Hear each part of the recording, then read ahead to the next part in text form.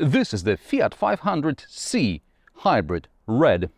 10 years ago, I almost bought this tiny convertible.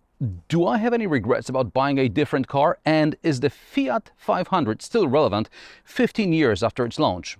Keep on watching to find out.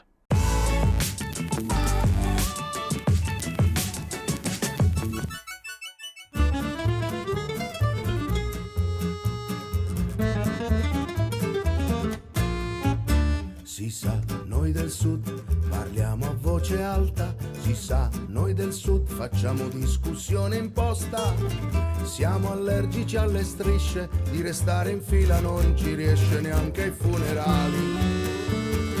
The modern-day Fiat 500 was launched in 2007. A few years earlier, Fiat started making a four-door Panda and decided there is a place on the market for a three-door replacement for the Seicento. The Fiat 500 turned out to be a hit.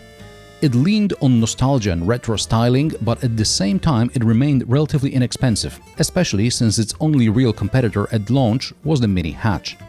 Citroen launched the DS3 a year after the 500 and it was advertised as anti-retro. Initially, Fiat offered a lot of customization options. They said a total of around 500,000 combinations of the engine, color, livery, upholstery and even key fob cover were available. Nowadays, Fiat turned customization down a notch or two, but it still launches special editions every now and then.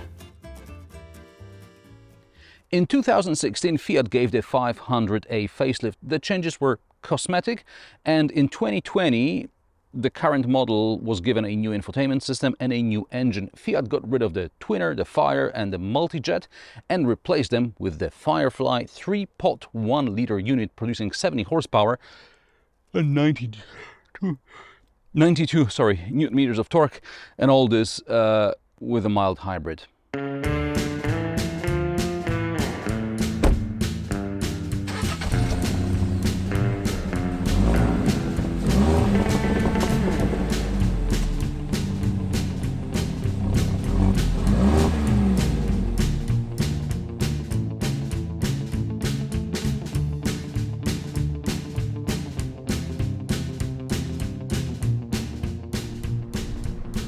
If you like the Twinair sound, the FireFly makes a similar noise. It's kind of a sore throat like through one of those vintage megaphones.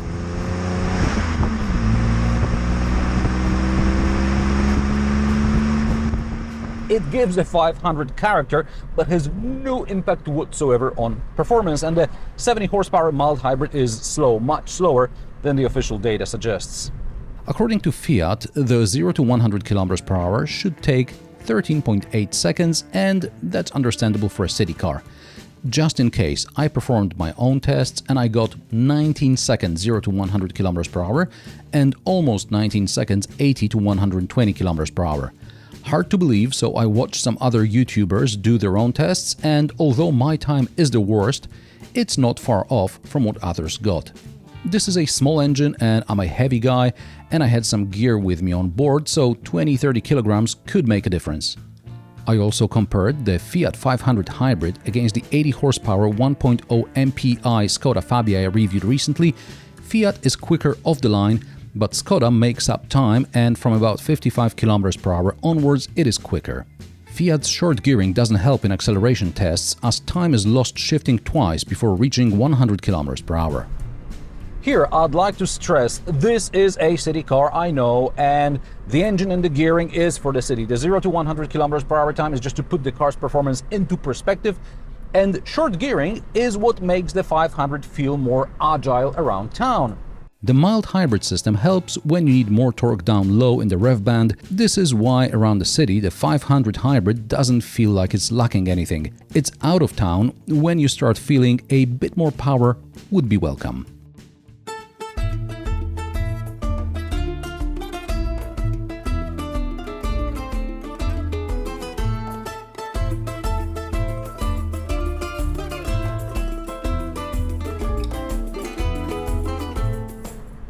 And around town, the 500 is sufficiently quick and easy to maneuver, and it gets attention regardless of the paint color. Now, this here, being a sort of convertible, also ruffles your hair, if you have any left. Calling this a convertible is far-fetched. It's a bigger panoramic roof, I guess. Again, nothing wrong with that, as the original Fiat 500 had this type of canvas roof as well. And building a full-on convertible on such a small platform would be potentially problematic. Remember the Citroen C3 Pluriel and those arches you had to take off to get the full cabriolet experience? And then they were so big you couldn't take them along with you? Later on, the coupe convertibles were trendy and you could get something like a Peugeot 206 or 207cc or the Mitsubishi called CZC. However, these were more complicated, heavier and more expensive. The retractable canvas roof in the Fiat 500C has two drawbacks. The first one being limited visibility with the roof fully retracted. There are three default retracted positions: sunroof, panoramic roof and the fully retracted experience, let's call it. The second drawback is limited boot access. More about that later on in the review. If the Fiat 500C is to be your first convertible, it's a safe choice. You don't have to open the roof all the way all the time, and if you fear a rollover, you still have considerable crash protection. Also, the roof doesn't take up boot space. Yes, access to the boot is not as good as in the hatch, but back seats still fold, so it's okay. If you have some convertible roadster experience, you'll notice there is still a lot of wind turbulence inside the 500C. The wind deflector in the 500C goes behind the rear passenger headrests, which is maybe why Fiat PR is not keen on showing it off. In a regular convertible, you install a wind deflector behind the front seats, and in a roadster, you're covered from the back, so that's not a problem. In the 500C, there is also a big gap between the front seat cushion and the backrest, so the air blows right into your lower back. While this may be pleasant on a warm day, perhaps it's less fun if you like to drive with the roof open also on chilly days. And the seats are not heated, this is not even an option. The sitting position is high though, which may be a plus in a city car, especially if your back hurts because of the draft. I don't know what the former FCA has against indicators. In the Jeep Renegade, the stalk was so loose, I would flash at people on roundabouts. Here, it's so stiff, I will definitely not indicate by accident. Maybe it's an Italian thing because they don't indicate? I don't know. Porca Madonna, everybody knows where you are going. You are going for a grocery. Ginevra is going to the pharmacy and Luigi to see his mistress. Why indicate? Everybody knows. The steering is light out of the box and can be made even lighter with the city mode. The gearbox feels rubbery, but it works, and fuel economy is on par with the 4.8 liters per 100 kilometers Fiat claims. I feel there's potential for an even better result. Also, according to the onboard computer Eco Index, the preferred speed seems to be around 75 km per hour constant in 6th gear. The suspension and brakes are okay, rear visibility is compromised even with the roof up, visibility in the front and to the sides is okay. A lot has been said about the Fiat 500 interior. I like the way it looks.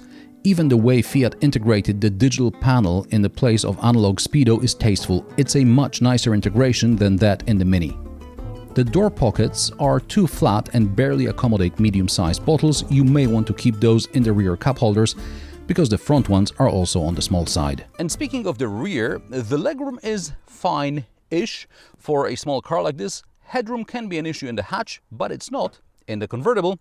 Now the backrest splits 50-50, but to fold it you have to push the lever rather than to pull on it. Maybe it makes more sense in the hatchback version where you'll be folding the seats from the boot side. But before I show you the boot, I need to talk about security of items which you leave in a convertible, and to do this I will have to get out somehow. Thank God it's a convertible.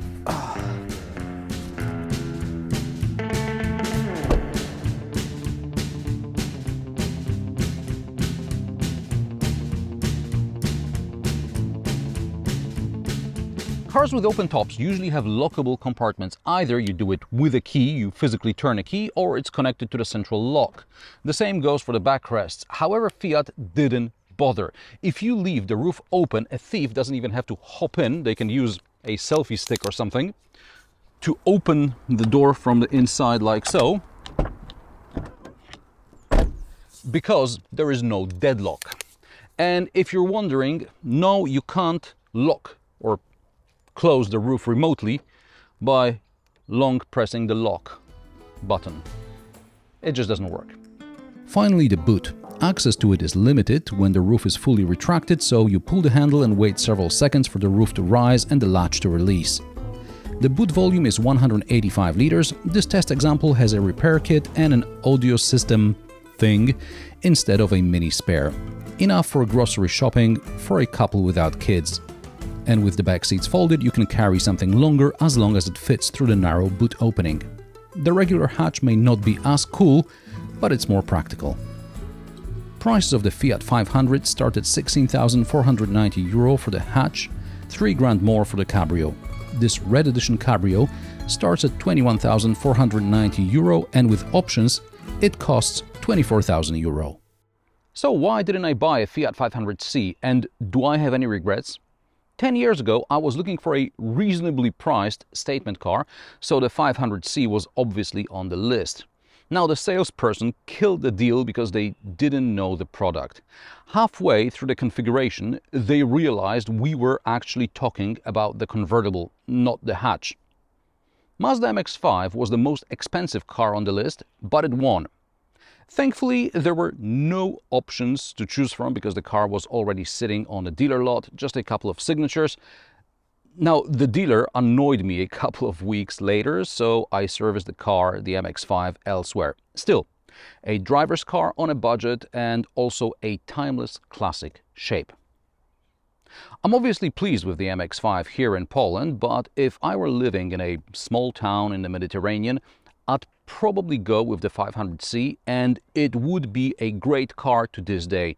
It's cheap to buy and to run, it looks money, and it's still a crowd pleaser. What's not to like? You tell me. Have you ever owned or considered owning a 500 or 500C or maybe an Abarth? Any convertibles that you may have had? Let me know in the comment section below. If you like my sarcastic, down-to-earth and possibly mildly amusing car reviews, join me every Friday at 3 p.m. Central European Time, and don't forget to subscribe and like this video as it helps me with the YouTube algorithm. Thanks for watching, and I will see you in the next one.